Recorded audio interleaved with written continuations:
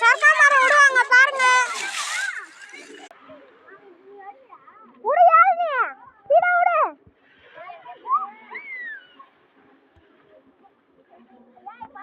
இந்த மாதிரி உங்க ஊர்ல நீங்க விட்டுக்கிறீங்களா?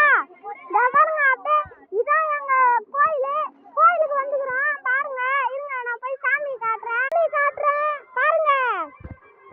சாமியோட சைடு பகுதி பாருங்க. ஆலமரத்துக்கு கீழே தான் சாமி இருக்கும். கோயிலோட பின்பகுதி பாருங்க. சாமி கோயிலோட லெஃப்ட் சைடு பாருங்க எப்படி அழகா இருக்கு எங்க ஊர். இதான் அந்த மலை தெரியுதா? அதான் கன்னிமார் மலைன்னு சொல்லுவாங்க. அதுல கன்னியம்மன் இருக்கிறாங்க பாருங்க. சூரியன் உதயமாகுதுல.